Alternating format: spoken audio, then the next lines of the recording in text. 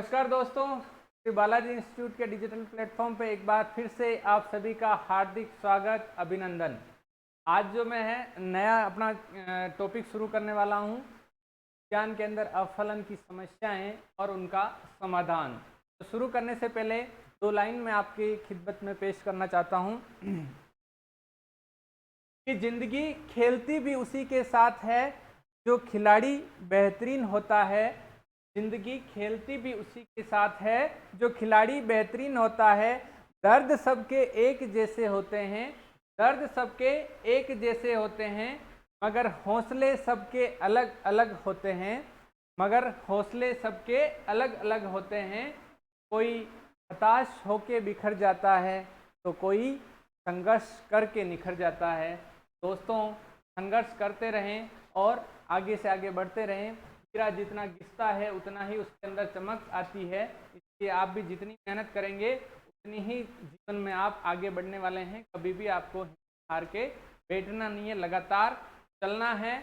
अगर आप दौड़ना है, दौड़ नहीं सकते हैं तो चलना है, चल नहीं सकते हैं तो रेंगना है, परंतु बैठे नहीं रहना है, आपको कुछ करते रहना है। तो आइए दोस्तों, आगे बढ़ते हैं, अपन अपनी क्लास की शुरुआत करते हैं आज की। उद्यान में अवफलन की समस्याएं और उनके समाधान। अब पहली बात अपन ये करते हैं कि अवफलन होता क्या है, अवफलन किसे कहते हैं। कई बार अपन ने बगीचों में देखा है, कोई जिसने भी आप में से बगीचों में विजिट किया हो, कभी गए हो, तो आपने देखा होगा कि कई सारे बगीचे जो है, कई पौधे, कुछ पे तो फल लग रहे होते हैं, कुछ पे नहीं लग रहे होते हैं, कुछ लग भी रहे होते हैं तो छोटे छोटे फल लग रहे होते हैं ना, और जो कई बार जो है फल बिल्कुल ही नहीं लग रहे होते हैं। तो मतलब ये है कि जब उद्यान के अंदर किसी पौधे द्वारा फल उत्पन्न नहीं करना या बहुत कम उत्पन्न करना या घटिया किस्म के फल उत्पन्न करना अवफलन कहलाता है। मतलब औसत फल उत्पादन से उत्पादन कम होना, बहुत कम फल उत्पादन होना, घटिया किस्म के फल उत्पन्न होना क्या कहलाता है, अवफलन कहलाता है। ठीक है, तो ये अवफलन होने के कई कारण हो सकते हैं। तो अवफलन होने के क्या क्या कारण है और उनके क्या क्या समाधान है, उसके ऊपर अपन आज चर्चा करने वाले हैं, जिनको अपन ने मेनली कितने भागों में बांटा है, अवफलन के कारणों को दो भागों में बांटा है, आंतरिक कारण और बाहरी कारण। तो एक एक करके हम आज आगे पढ़ने वाले हैं, कौन से आंतरिक कारण है, कौन से बाहरी कारण है और उनको अपन दूर करने के लिए क्या क्या कर सकते हैं। तो सभी जो है ऑनलाइन जुड़ जाएं, और जो भी आपको कोई क्वेरी हो, कोई क्वेश्चन आपको समझ में नहीं आए तो आप पूछते भी रहें। ठीक है, हाँ, आप सभी का स्वागत, हार्दिक स्वागत बालाजी इंस्टीट्यूट के डिजिटल प्लेटफॉर्म पर। तो आपको ये चीज़ क्लियर हो गई कि अवफलन किसे कहते हैं। उद्यान अथवा उद्यान के किसी फल वृक्ष द्वारा बिल्कुल फल उत्पैदा न करना या बहुत कम व घटिया किस्म के फल पैदा करना क्या कहलाता है, अवफलन कहलाता है। ठीक है, नेक्स्ट देखते हैं अपन आगे अवफलन के कारण। अवफलन का जो है, पहला अपन बात करते हैं आंतरिक कारण। मैंने बताया आपको अवफलन के कारणों को मुख्य रूप से दो भागों में बांटा गया है, एक है आंतरिक कारण और एक है बाहरी कारण। तो आंतरिक कारण देखते हैं पहले कि आंतरिक कारण कौन कौन से हैं अवफलन के। तो आंतरिक कारण के अंदर पहला आता है अपना फल वृक्षों की विकासीय प्रवृत्ति के कारण। विकासीय प्रवृत्ति का मतलब होता है कि कुछ फल जो है मतलब कोई नई शाखा पे फल लगेंगे, कोई पुरानी शाखा पे फल लगेंगे, और कुछ में जो है अपूर्ण फूल होंगे, कुछ में पूर्ण फूल होंगे। ठीक है, तो इस तरीके की जो पौधों के अंदर विकासीय प्रवृत्ति होती है, उसके कारण उनमें फल नहीं बन पाते हैं। ठीक है, मान लो किसी में जो है दोनों तरह के फूल नहीं है, नर और मादा फूल एक ही पौधे पर नहीं है और उसमें परागण नहीं हो पाया, तो क्या होगा, फल नहीं बनेंगे। ठीक है, ये सिचुएशन और है कि यहाँ पार्थेनोकार्पी फ्रूट डेवलपमेंट भी हो सकता है, तो वो सब में नहीं होता है, कहीं कहीं कुछ कुछ फलों में ही होता है, बाकी में नहीं होता है। अब पार्थेनोकार्पी फल उत्पादन क्या होता है, बिना निषेचन के फल का निर्माण, बिना निषेचन यानी बिना परागण के फल का निर्माण होना पार्थेनोकार्पी कहलाता है। ठीक है, तो वो अपने अभी नहीं बात कर रहे हैं, उसकी केवल आपको परिभाषा बताइए मैंने। अपन बात करते हैं फल वृक्षों की विकासीय प्रवृत्ति के कारण कौन कौन से हैं। पहला है अपना अपूर्ण या एकलिंगी फूलों का बनना। अपूर्ण या एकलिंगी फूलों का बनना मतलब कि इसमें दो अवस्थाएं होती है, आपको ये दोनों अवस्थाएं याद रखनी है, और क्वेश्चन इनके बारे में आने के चांसेस पूरे पूरे रहते हैं। क्या क्वेश्चन आता है वो भी मैं बताऊंगा अभी आपको। तो पहला तो अपन बात करते हैं कि इन अवस्थाओं को याद कैसे रखें। ठीक है, इनके देखो नाम जो है, देखो द्विलिंगी भी आपको यही दिख रहा है, एक लिंगी भी दिख रहा है। कि इससे आपको हमेशा जिंदगी में कंफ्यूजन ही रहना है, परंतु आज जिसने ये क्लास ले ली उसको फिर जिंदगी में कभी कोई कंफ्यूजन नहीं होना है, क्योंकि आपको याद रखना है सिर्फ ये इंग्लिश वर्ड।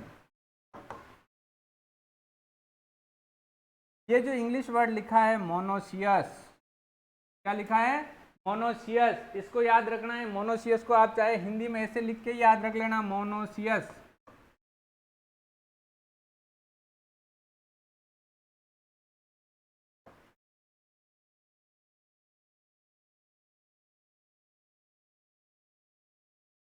ठीक है, मोनोसियस ऐसे याद रख लोगे तो भी कोई दिक्कत नहीं है। ठीक है, परंतु आपको याद यही शब्द रखना, इनको भूल जाना आप। एक लिंगाश्रयी द्विलिंगी याद रखने की आपको जरूरत नहीं है। ठीक है, अब याद रख के इससे समझना क्या है, क्या इससे क्लियर होगा आपके दिमाग में कि मोनो, अपने को इतना याद रखना है कि मोनो, मोनो का मतलब कितने होते हैं? एक होते हैं कि दो होते हैं भाई?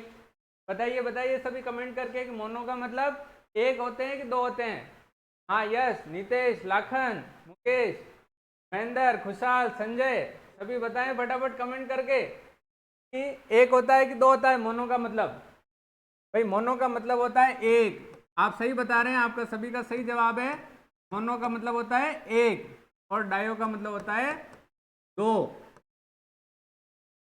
ठीक है, मोनो का मतलब एक, डायो का मतलब दो। तो एक और ये दो है क्या है? पौधे। क्या है? पौधे। ये भी क्या है? पौधे। एक पौधे मतलब एक पौधा कह सकते हो इसको आप, है ना? पौधे नहीं लिख के इसको अपन एक पौधा ही लिख दें।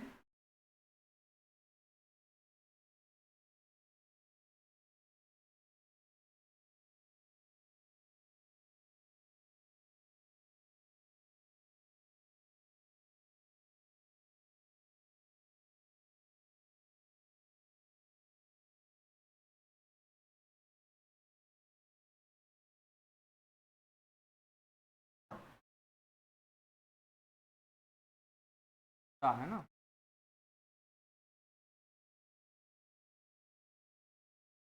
मोनो का मतलब हो गया एक पौधा और डायो का मतलब हो गए दो पौधे। ठीक है, तो अब इससे अपने को याद क्या रहेगा कि एक पौधा का मतलब ये हुआ कि भाई नर और मादा फूल, नर और मादा फूल दोनों तरह के फूल एक ही पौधे पे पाए जाएंगे। मतलब पौधा एक होगा तो होंगे किस पे? नर और मादा एक ही पौधे पे होंगे। ठीक है, डायो का मतलब होता है दो पौधे, डायो का मतलब दो पौधे। ठीक है, तो दो पौधे होंगे तो एक पे तो नर फूल होंगे और एक पे मादा फूल होंगे। तो ये आपको दिमाग में हमेशा डायो और मोनो का ही याद रखना है, दूसरा कोई याद रखने की जरूरत नहीं है। ये एक लिंगाश्रयी, एक लिंगी, द्विलिंगी, ऐसे आप हमेशा कंफ्यूज होगे, इसलिए याद नहीं रखना है। आपको याद रखना है मोनोसियस और दूसरी जो कंडीशन है अपनी डायोसियस। ठीक है, तो मोनोसियस का मतलब एक पौधा, ये याद रखना। कितने पौधे? एक पौधा। तो एक पौधा होगा तो क्या होगा?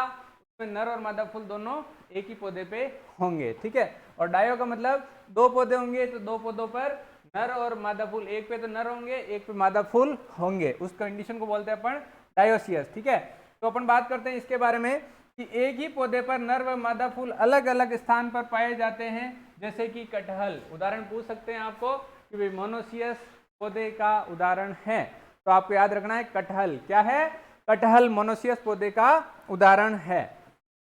दूसरी कंडीशन देखते हैं अपन डायोसियस। ठीक है, इसको अपन एक लिंगी या द्विलिंगाश्रयी भी बोलते हैं। क्या बोलते हैं? एक लिंगी या द्विलिंगाश्रयी। परंतु ये जो वर्ड ये मैंने सिर्फ आपके मतलब ध्यान में रहे कि भाई आप क्या कि हिंदी पढ़ना ज़्यादा पसंद करते हो, है ना? आप हिंदी, प्योर हिंदी मीडियम से ज़्यादा बच्चे हैं तो आप हिंदी पढ़ना पसंद करते हो, इसलिए मैंने इन वर्ड्स को लिखा है। बाकी मेरी डिक्शनरी में मैं इन शब्द को नहीं लिखता हूँ। ठीक है, क्योंकि ये जो वर्ड है ये हमेशा कंफ्यूजन दूर करता है। मैं भी पहले कंफ्यूज होता था, तो मेरा कंफ्यूजन इस इंग्लिश वर्ड ने दूर किया है कि भाई डायो का मतलब दो पौधे और मोनो का मतलब एक पौधा। ठीक है, तो इसमें जो है डायो का मतलब दो पौधे होंगे तो एक पे तो नर फूल होंगे और एक पे मादा फूल होंगे। ठीक है, तो जब नर व मादा फूल अलग अलग पौधे पर पाए जाते हैं, नर व मादा फूल अलग अलग पौधे पर पाए जाते हैं, तो उस कंडीशन को क्या बोलते हैं?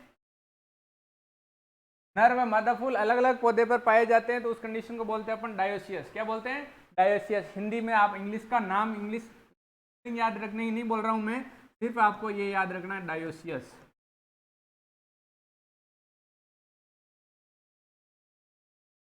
डायोसियस आपको इतना सा याद रखना है। ठीक है, अब बात करते हैं उदाहरण की। उदाहरण इसके भी पूछते हैं कि भाई ऐसे कौन कौन से पौधे हैं जो डायोसियस प्रकार के पौधे हैं। ठीक है, जो पपीता है इसमें डायोसियस भी होती है और मोनोसियस किस्में भी हैं। नई नई किस्में जो भी डेवलप की गई है वो मोनोसियस प्रकार की किस्में भी हैं, परंतु मेनली बेसिकली जो ये पौधा है वो डायोसियस प्रकार का है। किस प्रकार का है?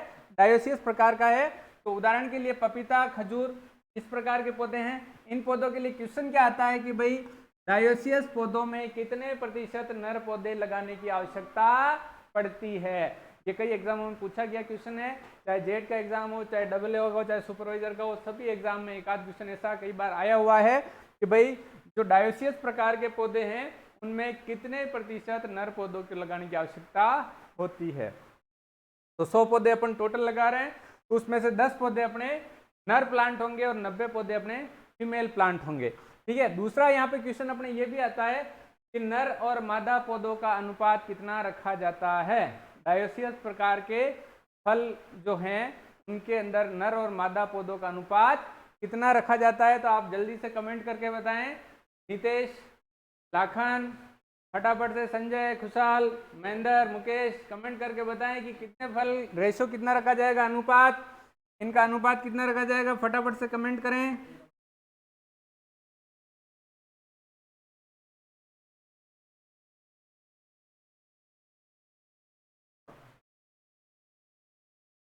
नर अनुपात मादा बराबर 1:10।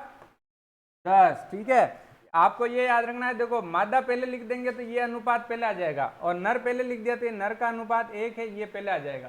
तो नर अनुपात मादा आया तो 1:10, और मादा अनुपात नर पूछा तो 10:1 हो जाएगा। ठीक है, तो ये अनुपात भी पूछा गया और ये भी पूछा गया, दोनों क्वेश्चन एग्जाम में आए हुए हैं। बहुत इंपॉर्टेंट क्वेश्चन है, इनको आप याद रखिएगा कि डायोसियस प्रकार के जो पौधे होते हैं उनमें 10% नर पौधे लगाने की आवश्यकता होती है, और नर और मादा का अनुपात पूछा जाए तो 1:10 रखा जाता है। ठीक है, अब जो है 10% नर पौधे का मतलब ये नहीं है कि 10% एक ही साथ में 100 पौधे लगा रहे हैं तो 10 पौधों को एक साथ लगा दिया और 90 पौधों को एक साथ लगा दिया, ऐसे नहीं लगाते हैं। जब डायोसियस प्रकार के पौधे होते हैं तो जैसे 8-9 पौधे 10 पौधे लगाए, उनके बीच में एक नर पौधा लगा दिया। ठीक है, जिससे आसपास के सारे पौधों में परागण हो सके। तो इस तरीके से लगाना है, ऐसा नहीं करना है कि 10 पौधे नर पौधे एक साथ और मादा पौधे अलग एक साथ लगा दे, ऐसे नहीं लगाए जाते हैं। ठीक है, तो ये आपको ध्यान रखना है।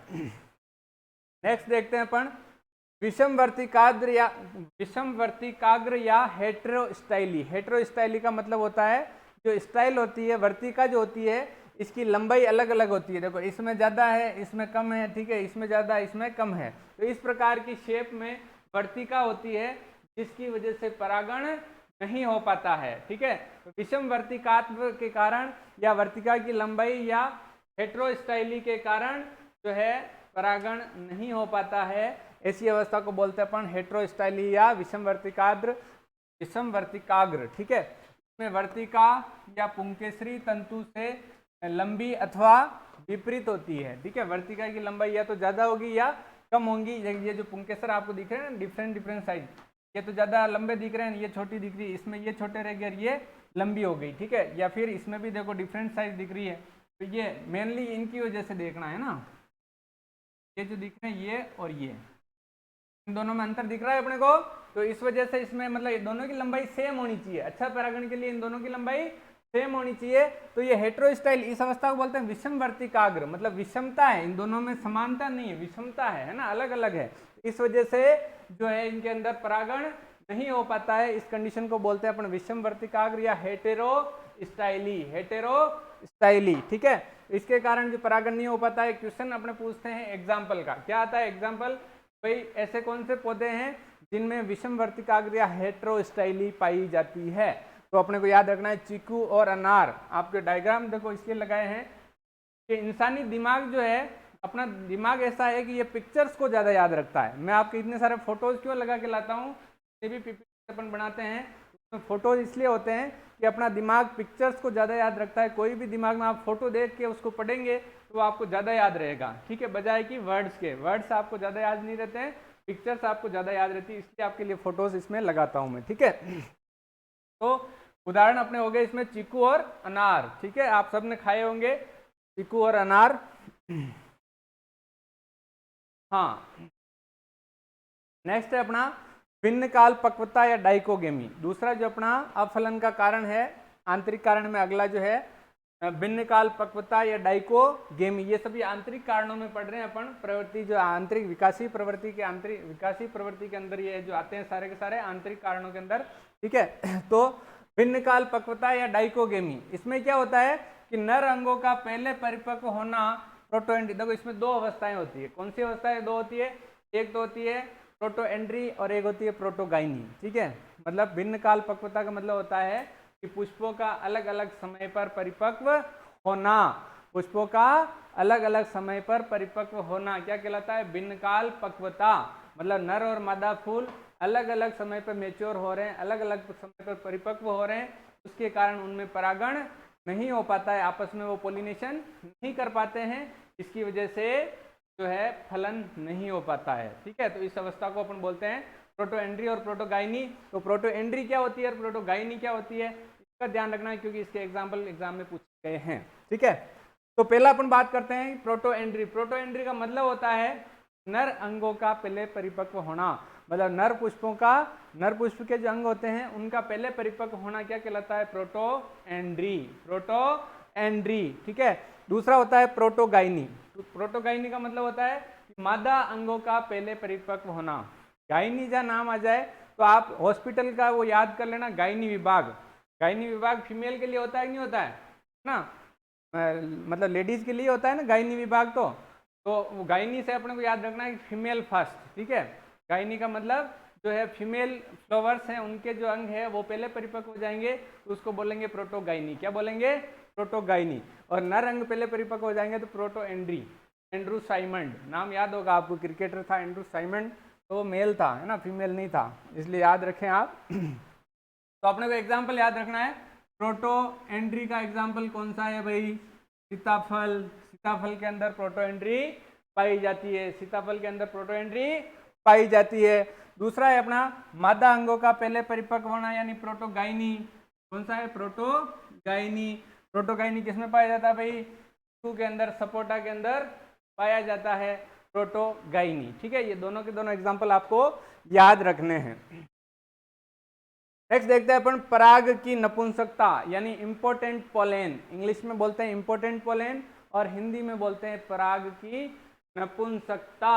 मतलब नपुंसक आप समझ गए होंगे, जो बच्चे पैदा नहीं कर सकता है, जिसके अंदर बच्चे पैदा करने की कैपेबिलिटी नहीं होती है, वो नपुंसक कहलाता है, ठीक है।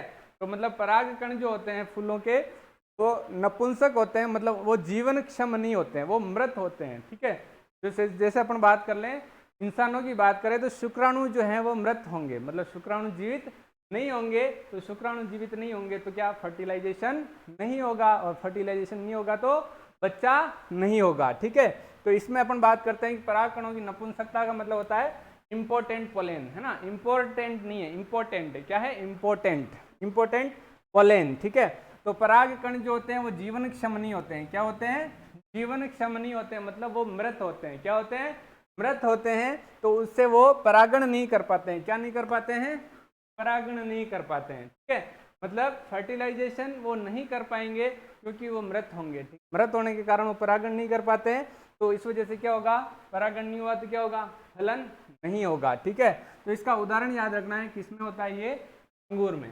किसमें? अंगूर में इंपोर्टेंट पोलेन पाए जाते हैं। परागकण जीवनक्षम नहीं होते हैं, ठीक है, या परागकण नपुंसक होते हैं, इससे वो परागण नहीं कर पाते हैं। इस अवस्था को बोलते हैं अपन इंपोर्टेंट पोलेन या परागकणों की नपुंसकता। नेक्स्ट है आनुवंशिकी प्रभाव के कारण। आनुवंशिक प्रभाव के कारण मतलब कि जेनेटिकल फैक्टर्स के कारण भी जो है पराग जो अपने फलों का निर्माण नहीं हो पाता है। आनुवंशिकी कारण वो तो विकासी प्रवृत्ति थी, ये आनुवंशिकी कारण है, ठीक है। आनुवंशिकी के कारण भी परागण नहीं हो पाता है। तो आनुवंशिकी कारणों में अपने सबसे पहले आता है असंगतता। असंगतता का मतलब इंग्लिश में बोलते हैं इनकम्पेटिबिलिटी। इनकम्पेटिबिलिटी, ठीक है। असंगतता या इनकम्पेटिबिलिटी मतलब इसमें होता क्या है? जननांगों के पूर्ण विकसित होने के उपरांत भी पराग कण बीजांड दोनों में असंगति होती है। पराग कणों और बीजांड में असंगति होती है। इसके कारण ये जो भ्रूण का गर्भपात हो जाता है, मतलब ये ना परागण तो हो जाएगा परंतु भ्रूण का गर्भपात हो जाएगा, मतलब बच्चा बढ़ने से पहले ही वो मर जाएगा या बाहर निकल जाएगा, उसको कहते हैं एम्ब्रियो का गर्भपात, भ्रूण का गर्भपात। ठीक है, मतलब वो फल जो है पूरा बनेगा नहीं, उससे पहले ही खत्म हो जाएगा, उसको बोलेंगे भ्रूण का गर्भपात होना, जिससे फलों का निर्माण नहीं हो पाता है। तो इस कंडीशन को बोलते हैं अपन असंगतता या इनकम्पेटिबिलिटी। ठीक है, तो देख लें आप, जननांगों के पूर्ण विकसित होने के बाद भी जो है परागकण और बीजांड, परागकण और बीजांड दोनों में क्या होती है, असंगति होती है।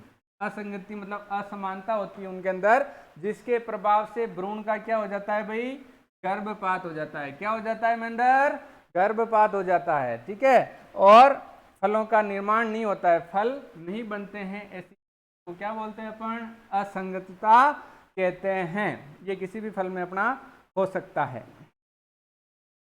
स्पेशली जो है ये जो फल है इनके अंदर होता है। कुछ फलों के एग्जाम्पल जैसे सेव, नाशपाती, आड़ू, चेरी, आम और आंवला, इनमें ज़्यादा ये असंगतता पाई जाती है। बाकी होता तो सब फलों में हो सकता है, परंतु आपको एग्जाम्पल ये याद रखने, सेव, नाशपाती, आड़ू, चेरी, आम व आंवला। ठीक है, सारे के फोटो देख के आपके मुंह में पानी आना चाहिए। ये तो एप्पल लग रहे हैं अच्छे अच्छे, ये अपने लग रहे हैं नाशपाती। ठीक है, नाशपाती भी एप्पल के जैसा ही एक फल होता है, साइज थोड़ी शेप अलग है इसकी, बाकी ये भी अच्छा फल है एक। ठीक है, नेक्स्ट है अपना आड़ू, आड़ू ये सेब के जैसे ही दिखाई देते हैं। ठीक है, नेक्स्ट है अपना चेरी, चेरी ये इस प्रकार की दिखाई देती है, ठीक है, छोटी साइज होती है, मतलब कलर तो एप्पल जैसा है पर साइज इसकी छोटी होती है। ठीक है, आम, आम देख के तो पानी आना ही चाहिए सबके मुंह में, अभी गर्मी का सीजन चल रहा है।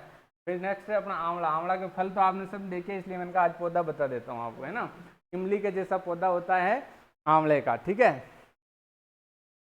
नेक्स्ट अपन बात करते हैं स्वबंध्यता या सेल्फ स्टेरिलिटी। स्वबंध्यता या सेल्फ स्टेरिलिटी, स्वबंध्यता क्या होती है भाई, जब फल वृक्षों में नर व मादा दोनों अंग उपस्थित होते हैं, परंतु ये आपस में निषेचन क्रिया करने में असमर्थ होते हैं। मतलब नर और मादा दोनों जननांग स्वस्थ भी हैं, उपलब्ध भी हैं, परंतु वो दोनों निषेचन की क्रिया नहीं कर पाते हैं। इस कंडीशन को क्या बोलते हैं अपन, स्वबंध्यता या सेल्फ स्टेरिलिटी। स्वबंध्यता या सेल्फ स्टेरिलिटी मतलब दोनों ही उपस्थित हैं, नर भी उपस्थित है, मादा भी उपस्थित है, तो आपस में परागण नहीं कर पाते हैं, मतलब उनमें जो क्रॉस नहीं हो पाता है, इस वजह से जो है फर्टिलाइजेशन नहीं होगा, फर्टिलाइजेशन नहीं होगा तो भ्रूण का निर्माण या जो फल का निर्माण नहीं होगा। ठीक है, तो जब फल वृक्ष नर व मादा दोनों अंग उपस्थित होते हैं, परंतु ये आपस में निषेचन की क्रिया करने में असमर्थ होते हैं, इस कंडीशन को बोलते हैं अपन स्वबंध्यता या सेल्फ स्टेरिलिटी। ये जो है कुछ फलों में पाई जा सकती है। नेक्स्ट अपना है कायिक प्रभाव के कारण, उसके कोई स्पेशल एग्जांपल्स नहीं है। नेक्स्ट है अपना कायिकी प्रभाव के कारण। कायिकी प्रभाव क्या होता है भाई, कभी कभी पराग नली की धीमी वृद्धि, शीघ्र व देर से पराग सेचन होना आदि भी अफलन के कारण हो सकते हैं। मतलब पराग नली जो होती है वृद्धि धीमी हो जाती है, जिसके कारण परागण नहीं हो पाता है, या फिर देरी से पराग सेचन मतलब परागकण देरी से उसके पास पहुंचे, इसकी वजह से पोलिनेशन परागण नहीं हो पाया, इससे भी अफलन हो जाता है। ठीक है, तो इसके लिए अपन क्या कर सकते हैं, जो है मतलब कर तो कुछ नहीं सकते हैं अपन, तो पराग नली की धीमी वृद्धि हो रही तो उसको खींच के तो लंबा करने से रहे, है ना, वो तो अपने आप ही होती है, नेचुरल है, तो उसका अपन कोई इलाज नहीं कर सकते हैं। कुछ और अपने जो कारण है उनकी बात कर लेते हैं कि वृद्धि नियामकों का असंतुलन होना, ये भी आंतरिक कारकों में आते हैं, क्योंकि वृद्धि नियामक अंदर ही होते हैं पौधे के। ठीक है, प्राकृतिक रूप से अंदर भी बनते हैं, और अगर जरूरत पड़े तो अपन बाहर से जो है कृत्रिम जो है हार्मोन भी अपन पौधे को दे सकते हैं। ठीक है, तो वृद्धि नियामकों का असंतुलन होने से भी जो है परागण नहीं हो पाता है। परागण तो हो भी जाता है तो भी जो वृद्धि नियामकों का असंतुलन होने से क्या होता है कि कई बार तो परागण भी नहीं हो पाता है। क्यों नहीं हो पाता है, क्योंकि कुछ जो हार्मोन्स है वो परागकणों की जीवितता को प्रभावित करते हैं। ठीक है, तो उसकी वजह से अगर उनकी कमी हो गई तो परागकण जीवित नहीं रहेंगे, तो भी परागण नहीं हो पाएगा। दूसरा क्या कारण होता है कि भाई जैसे साइटोकाइनिन है, उसकी सांद्रता बढ़ गई तो क्या होगा, कोशिका विभाजन ज़्यादा होगा, तो वो पौधे में जो है परागण समय पर नहीं हो पाएगा, फल फूल वगैरह समय पर नहीं आएंगे, तो जो है उसमें भी फिर फलन नहीं हो पाता है। ठीक है, तो ये वृद्धि नियामकों का असंतुलन भी कोई कारण हो सकता है अफलन का। ठीक है, वर्दी नियामकों का तो पूरा पूरा अपना टॉपिक अपने सिलेबस में है, तो अपन इसको वापस पूरा को पूरा पढ़ने वाले हैं, ठीक है। अगला है अपना CN अनुपात। तो CN अनुपात का मतलब क्या होता है, कार्बन और नाइट्रोजन का अनुपात। कार्बन और नाइट्रोजन का अनुपात जो है अगर मृदा के अंदर प्रॉपर है, मतलब सही है, जितना पौधों के लिए चाहिए उतना है तो फलन अच्छा होगा, और अगर ये गड़बड़ा गया है, ऊपर नीचे है, तो फलन अच्छा नहीं होगा। क्यों नहीं होगा? क्योंकि कार्बन और नाइट्रोजन इन दोनों का मतलब होता है, ये तो कार्बन और ये नाइट्रोजन, ठीक है। नाइट्रोजन की जब सांद्रता बढ़ जाती है तो क्या होता है, पौधा वानस्पतिक वृद्धि अधिक करता है। क्या करता है लगन? वानस्पतिक वृद्धि अधिक करता है। तो इस वजह से अगर वानस्पतिक वृद्धि पौधा अधिक करेगा तो फलन देरी से होगा या नहीं होगा, ठीक है। तो इस वजह से इनका जो अनुपात है, क्वेश्चन पूछा जा सकता है कि अच्छे फलन के लिए CN अनुपात कितना होना चाहिए, कितना होना आवश्यक है। तो आपको याद रखना है कि CN अनुपात 3:2 होता है तो फलन अच्छा होता है। नेक्स्ट देखते हैं अपन अफलन के बाहरी कारक। वो तो सारे थे अपने आंतरिक कारक, अब अपन बात करते हैं बाहरी कारक कौन कौन से अफलन के कारण हो सकते हैं। जिसमें पहला आता है अपना प्रतिकूल मौसम। प्रतिकूल मौसम पे अपन ने लास्ट क्लास में पूरा पूरा डिस्कस इसी पे किया था। तो आप सबको पता है कि प्रतिकूल मौसम जैसे कि तेज हवाएं चलना, आंधी तूफान आना, लू चलना, अतिवृष्टि होना, अनावृष्टि होना, ओले गिरना, ठीक है, ये सारे जो है क्या कारण है, ये अफलन के लिए जो है प्रतिकूल मौसम की वजह से जो अफलन अपना हो रहा है उसको बोलेंगे अपन प्रतिकूल मौसम, ठीक है। प्रतिकूल मौसम की वजह से अफलन होता है, ये बाहरी कारकों में आता है। क्वेश्चन देखो आपका ऐसा भी आ सकता है एग्जाम में कि निम्न में से कौन सा अफलन का बाहरी कारक है, बाहरी कारण है या बाहरी कारक है। तो आपको याद रखना है आंतरिक कौन कौन से और बाहरी कौन कौन से, दोनों तरीकों से आपको याद रखना है। एक तो पर्टिकुलर जो कारण है उसके अंदर वाला क्वेश्चन भी आपको याद रखना है, और दूसरा आपने को इस तरीके से भी याद रखना है कि कौन सा अपना बाहरी कारक है और कौन सा आंतरिक कारक है, ठीक है। तो अगला है अपना पोषक तत्वों की स्थिति। पोषक तत्वों की स्थिति पे अपन पूरी डिटेल में पढ़ेंगे, है ना, क्योंकि अपने न्यूट्रिएंट्स जो है अपने सिलेबस के अंदर है, तो इनके ऊपर भी अपन पूरा डिटेल में एक क्लास लेने वाले हैं, चैप्टर इस पर अपन डिस्कस करेंगे अच्छे से। बाकी पोषक तत्वों का वो CN अनुपात था, वो पोषक तत्वों का ही एक प्रकार था, है ना, CN अनुपात जो कार्बन नाइट्रोजन अनुपात है। परंतु पोषक तत्व अपन ज़्यादातर बाहर से भी देते हैं, है ना, तो इसलिए इसको बाहर भी रखा गया है। CN अनुपात उसमें रखा गया है आंतरिक कारक में, और CN अनुपात मतलब पौधे के अंदर भी अनुपात होता है, ठीक है, जमीन के अलावा पौधे के अंदर भी अनुपात होता है। तो CN अनुपात 3:2 होना चाहिए। अब अपने पोषक तत्वों की स्थिति के बारे में बात करें तो जमीन के अंदर जो पोषक तत्व हैं वो पौधे के फलन को प्रभावित करते हैं, ठीक है। मतलब नाइट्रोजन की मात्रा अधिक होगी तो फलन देरी से होगा, और फास्फोरस है वो जड़ों की वृद्धि अच्छी करता है। ऐसे तो न्यूट्रिएंट्स के बारे में अपन पढ़ने वाले हैं। तो कुछ पोषक तत्वों की कमी से कोई कायिक विकार भी होते हैं, वो भी एग्जाम में आते हैं अपने, उन पर भी अपन चर्चा करेंगे। तो अपन यहाँ पे इतना से समझ लेते हैं कि पोषक तत्वों की स्थिति मतलब कोई पोषक तत्व कम ज़्यादा होने की वजह से भी अफलन हो जाता है, ठीक है, ये याद रखना है आपको। नेक्स्ट है अपना सिंचाई, इरिगेशन। मतलब इरिगेशन अफलन को कैसे प्रभावित करता है, अच्छे से समझिएगा इस बात को कि जब पौधे को पानी की आवश्यकता हो, समय समय आप पर उसको पौधे को पानी पिलाते रहे, ठीक है, पौधे को समय समय पर पानी पिलाते रहे तो पौधा वृद्धि करता जाएगा करता जाएगा करता जाएगा करता जाएगा करता जाएगा, मतलब वृद्धि करते वो रुकेगा ही नहीं। समय पे उसको पानी पिलाते रहे पिलाते रहे पिलाते रहे, जब तक उसके अंदर स्ट्रेस मतलब तनाव उत्पन्न नहीं होगा तब तक वो वानस्पतिक वृद्धि अधिक करेगा और फलन उसमें देरी से होगा या नहीं होगा। ऐसी समस्या आपने घर पे देखी होगी, कई जनों के मेरे पास ऐसी कंप्लेंट्स आई थी जिनके घर पे कोई पौधा लगा रखा है, नींबू का हो गया, संतरे का हो गया, कि सर ये तो इसको हम मतलब पौधा बहुत हरा है, बहुत अच्छा दिखता है, पर ये बढ़ ही रहा है, 5-6 साल हो गए पर फल नहीं लगते हैं इस पे, है ना। तो फल नहीं लगने का कारण क्या है, आपने उसको लगाया है अपने जो किचन गार्डन होता है उसमें लगाया आपने, और वहाँ पे डेली पानी जाता है, फुल जितना उसको चाहिए पानी जा रहा है जा रहा है जा रहा है, उसके अंदर तनाव कभी उत्पन्न होता ही नहीं है। और जब तक तनाव उत्पन्न नहीं होगा तब तक वो फल बढ़ने के लिए वो पौधा तैयार ही नहीं होगा, फल पैदा करने की उसके आएगी नहीं अंदर, है ना। कि क्या होगा कि उसके अंदर तनाव उत्पन्न करना जरूरी होता है। तो तनाव उत्पन्न कब होगा, जब सिंचाई को अपन रोक देंगे, ठीक है। तो मतलब कुछ समय तक सिंचाई रोक देंगे तो उसमें अपने आप ही स्ट्रेस उत्पन्न होगा, तनाव उत्पन्न होगा और फलन होना लग जाएगा, मतलब फूल आने स्टार्ट हो जाएंगे। दूसरी कंडीशन आपको ध्यान रखनी है कि सिंचाई जो करते हैं, जैसे ही फूल आ गए उस समय अगर आपने सिंचाई कर दी तो क्या होगा, फूल जड़ जाएंगे। जैसे ही आपके फूल आए पौधे पर, चाहे कोई सा ही पौधा हो, चाहे फल वाला हो, चाहे अपने खेती में जो अपने कपास वगैरह हो, इनके पौधे जो हैं, अगर डायरेक्ट आपने जैसे ही फूल आने लगे और सिंचाई कर दी तो आपके फूल सारे के सारे जड़ जाएंगे। जब फूल आते हैं उस समय कुछ समय तक सिंचाई को रोक देना चाहिए, ठीक है। फिर वापस सिंचाई करनी कब है, जब वापस छोटे छोटे फल बढ़ने लग जाए। जैसे ही फल बढ़ना शुरू होए, मतलब कपास के भी अंदर बॉल्स जो होती है वो बढ़ना शुरू हो जाए और अपने जो फल हैं उनके अंदर भी छोटे छोटे फल लगना शुरू हो जाए, उसके बाद हल्की सिंचाई करनी चाहिए। और फिर जब जब आवश्यकता हो, मतलब पानी की जैसे जैसे फसल को आवश्यकता पड़ जाए उस हिसाब से सिंचाई करते रहना चाहिए, परंतु न तो हेवी इरिगेशन होनी चाहिए, न तो ज़्यादा पानी देना चाहिए और न उसको कम पानी देना चाहिए। पौधे की आवश्यकता के अनुसार अपने को सिंचाई करते रहना चाहिए।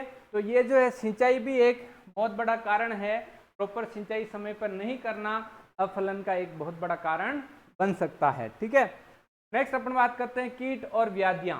कीट और व्याधियां जो है आपको अच्छे से पता ही है कि भाई जब कीट और व्याधियां अपने शरीर पे भी लग जाए, माना अपने खुद की बात कर लें कि भाई कीड़े मकोड़े, कुछ कीट बीमारियां, त्वचा स्किन संबंधी रोग अपने शरीर पे लग जाएगी, तो क्या अपन अच्छी वृद्धि कर पाएंगे, स्वस्थ रह पाएंगे, अच्छे से रह पाएंगे? क्या नहीं रह पाएंगे, अपनी वृद्धि होगी नहीं, क्योंकि जो अपन खाना पीना खा रहे पी रहे हैं वो तो अपने पैरासाइट्स जो शरीर पे लगे हुए हैं वो चूस लेते हैं, खत्म कर अपना शरीर की एनर्जी सारी वो ले लेते हैं, तो अपन वृद्धि कहाँ से करेंगे? तो वही पौधों के साथ होता है कि जब पौधों के ऊपर कीट और व्याधियों का प्रकोप ज़्यादा हो जाता है तो उस समय वो वृद्धि अच्छी नहीं कर पाएंगे, और वृद्धि नहीं कर पाएंगे तो फूल और फल भी उनके ऊपर नहीं लगेंगे, ठीक है। तो कीट और व्याधियां भी अफलन को बहुत ज़्यादा प्रभावित करती है। नेक्स्ट है अपना कटाई छंटाई।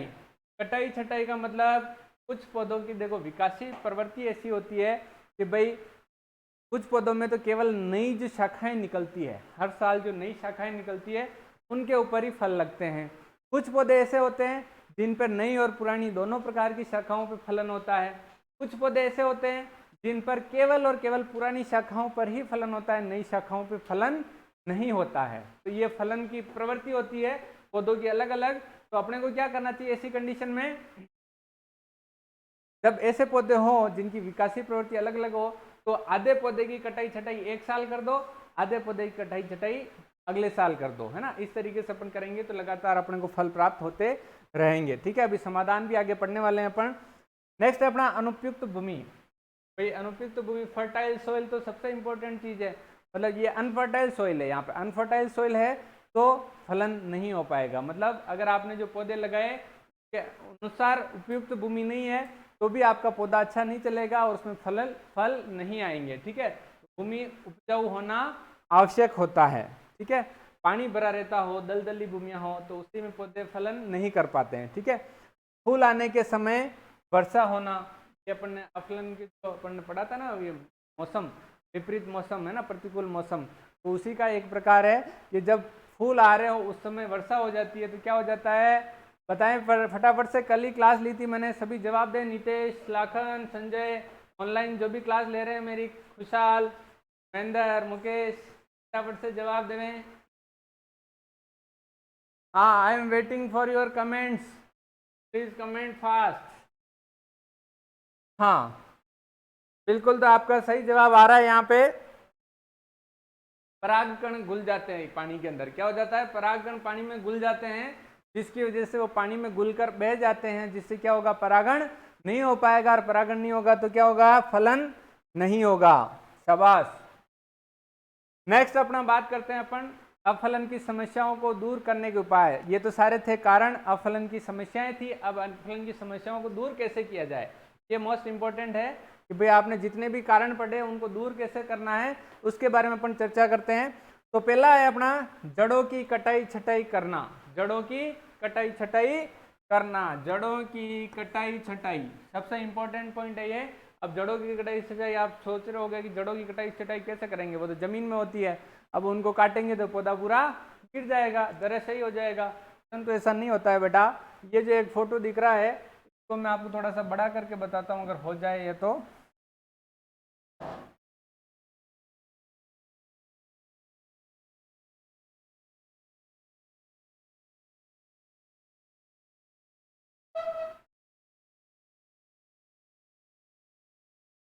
क्या हो गया? है पौधा। हाँ, सभी देखें इस पौधे को ध्यान से, कहाँ कहाँ से जड़ों को काटना है। जो इसकी मेन रूट होती है, बड़ी जड़ होती है, उसको नहीं काटना है, ठीक है। देखनी है अपने को इसकी कैनोपी। क्या देखनी है? कैनोपी। कैनोपी का मतलब पौधा कितनी दूर तक फैला हुआ है। तो पौधों के अंदर नेचुरली पौधा जितनी दूर तक फैला हुआ होगा उतनी दूर तक उसकी जड़ें जाएगी। मतलब ये कैनोपी जितनी लंबी होगी उतनी दूर तक देखो इसकी जड़ें जा रही है, दिखाई दे रही है। हाँ, उससे ज्यादा भी जा सकती है परंतु उससे कम तो जाएगी नहीं, है ना।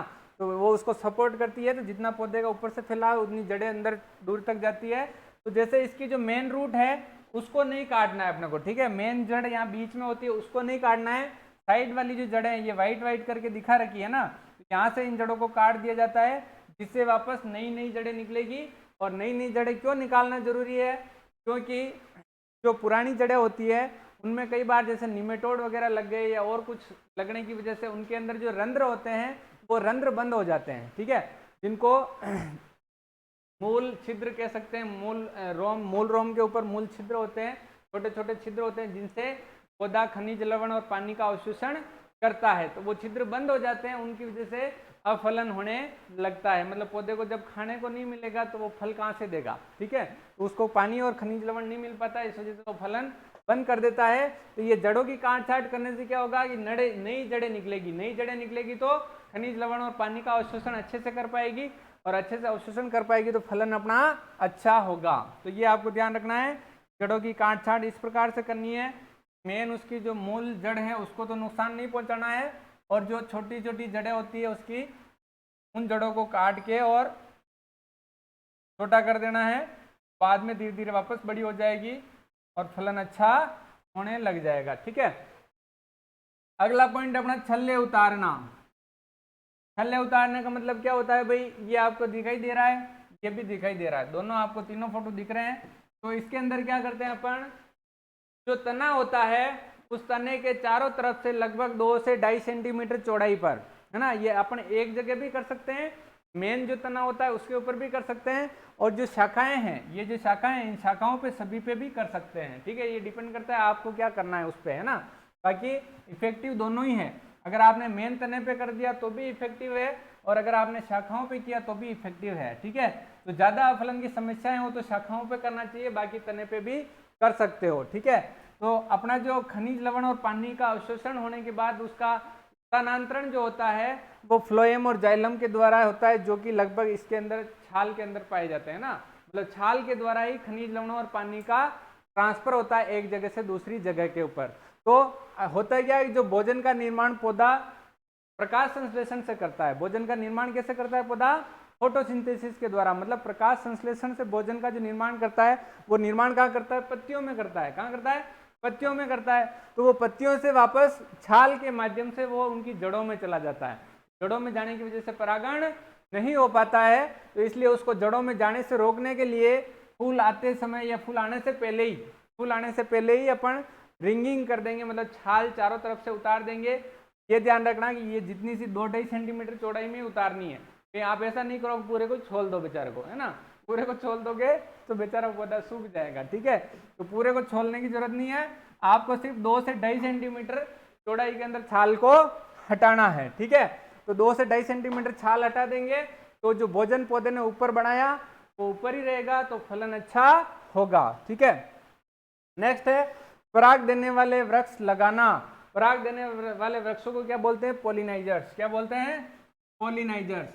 मतलब जो पराग देने वाले वृक्ष हैं उनको लगाने से क्या होगा भाई? अगर जैसे पौधे के अंदर जो अपना फीमेल प्लांट्स है उनमें अगर मान लो मेल फ्लावर्स है ही नहीं, तो फिर उस समय परागण की समस्या आती है। तो अगर अपन ने पराग देने वाले वृक्ष लगा दिए खेत के अंदर, मतलब मेल प्लांट्स लगा दिए, तो परागण अच्छा होगा, और परागण अच्छा होगा तो फलन भी अच्छा होगा, ठीक है। अगर मेल नहीं है तो फीमेल का कोई रोल नहीं है वहां पे, ठीक है। फीमेल कुछ नहीं कर सकती, अकेले फल पैदा नहीं कर सकती, ठीक है। तो इसलिए वहां पे पोलिनाइजर्स लगाना आवश्यक होता है, ठीक है लगन? ठीक है, चलो नेक्स्ट देखते हैं। हाँ, पराग ले जाने वाले कीटों को पालना। नेक्स्ट अपना पॉइंट है पराग ले जाने वाले कीटों को पालना। पराग ले जाने वाले कीटों को पालना मतलब देखो, पॉलिनेशन कौन करता है? ज्यादातर कीट करते हैं ना, प्रकृति के अंदर परागण का सबसे ज़्यादा काम कीटों के द्वारा ही होता है। बाकी फिर हवा और दूसरे जो जितने भी साधन हैं वो बाद में सेकेंडरी पे थर्ड नंबर पे आते हैं। सबसे ज़्यादा परागण का काम करते हैं कीट, ठीक है। तो ये कीट हमारे लिए बहुत ही बेनिफिशियल है, फायदेमंद है, जो परागण करने का काम करते हैं। तो पराग ले जाने वाले कीट में सबसे ऊपर आता है अपना मधुमक्खी, है ना। मधुमक्खी और भौरा जो होता है वो ज़्यादा परागण करने का काम करते हैं। मधुमक्खियाँ आपने सबने देखी होगी, शहद भी खाया होगा, ठीक है। शहद और मोम दो चीज इनसे और अपने को फायदा मिलती है, मतलब परागण तो करते ही है, उनके साथ में अपने को शहद और मोम भी इनसे मिलता है, ठीक है। तो इनको पालना चाहिए आर्टिफिशियल, मतलब कृत्रिम तरीके से भी अपन इनको पाल सकते हैं खेत के अंदर। अगर इनको पालेंगे तो ये परागण अच्छा करेंगे तो फलों का निर्माण अच्छा होगा, ठीक है। नेक्स्ट है अपना समय पर कर्षण क्रियाएं करना। कर्षण क्रियाएं क्या होती है भाई? कर्षण क्रियाओं का मतलब होता है कि निराई गुड़ाई करना, खरपतवार निकालना, पानी पिलाना, कटाई छटाई करना, ठीक है। इसके अलावा जो रोगग्रस्त शाखाएं उनको काट के खेत से बाहर निकालना, अगर कोई रोग लग रहा है, कीट लग रहे हैं तो उन पर दवाई ववाई का छिड़काव करना, ये सारी कर्षण क्रियाओं में आती है, ठीक है। काट छान निराई गुड़ाई जो भी है वो सारी कर्षण क्रियाओं में आती है। तो कर्षण क्रियाएं अगर अपन अच्छे से करते रहेंगे तो क्या होगा? फलन अच्छा होगा। कर्षण क्रियाएं समय पर करने से फलन अच्छा होता है। नेक्स्ट देखते हैं अपन कीट व बीमारियों पर नियंत्रण। कीट व बीमारियां जो है उन पर नियंत्रण करोगे तो फलन अच्छा होगा, क्योंकि कीट और बीमारियां जो फलन को कम कर देती है। मैंने जैसा आपको बताया कि भाई अपने ऊपर भी कोई बीमारी लग जाए तो अपनी एफिशिएंसी खत्म हो जाती है, अपन कुछ नहीं कर पाते हैं। वैसे ही पौधों के साथ है, पौधों के ऊपर भी अगर कीट बीमारियां लग जाए तो वो अपनी ग्रोथ नेचुरली नहीं कर पाएंगे और फल नहीं बनेंगे, ठीक है। तो वो फल अच्छे बने उसके लिए अपन कीट और बीमारियों के ऊपर नियंत्रण करना आवश्यक होता है, जिससे फलन अच्छा हो सके, ठीक है। नेक्स्ट है अपना बाग का विरलीकरण। बाग का विरलीकरण क्या होता है भाई? यस, किसी को आता है तो जवाब दें। विरलीकरण, बाग का विरलीकरण को अपन वर्नेलाइजेशन भी बोलते हैं। क्या बोलते हैं? वर्नेलाइजेशन, विरलीकरण। विरलीकरण का मतलब ये होता है कि भाई बाग अधिक घना होता है, जैसे इस फोटो में दिख रहा है आपको। बाग जब अधिक घना होता है तो उसके ऊपर से कुछ शाखाओं को, कुछ फूलों को गिरा देना या हटा देना क्या कहलाता है?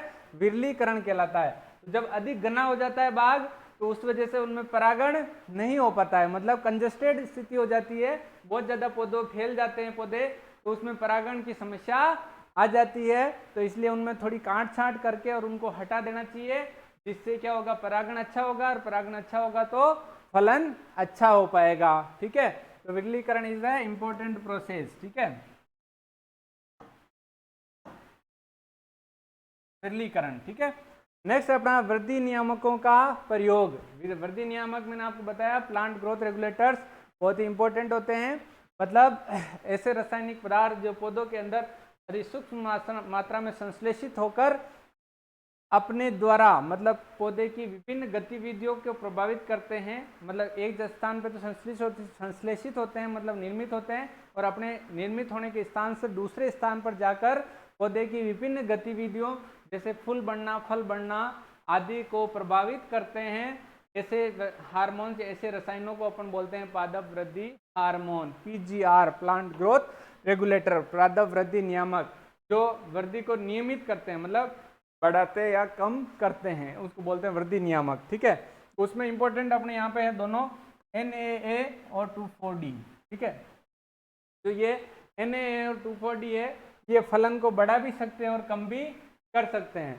मतलब अगर आपको फूलों को जड़ाना हो तो भी NAA और 2,4-D का छिड़काव कर सकते हो, और फूलों को जड़ने से रोकना हो तो भी इनका प्रयोग कर सकते हो। फूलों को, जो फलों को बीज रहित बनाना हो तो भी इनका उपयोग आप कर सकते हो, ठीक है। तो ऐसे ये वृद्धि हार्मोन है, इनकी मात्रा जो है, मात्रा डिपेंड करेगी कि भाई ये किस प्रकार का काम करेगा। 2,4-D के लिए एक क्वेश्चन और आता है कि एकमात्र ऐसा रसायन या ऐसा हार्मोन जो खरपतवार नाशी का काम भी करता है, तो ये 2,4-D है अपना, जो कि एक ऑक्सिन है, ठीक है, और ये खरपतवार नाशी का काम भी करता है और वृद्धि हार्मोन का काम भी करता है, ठीक है।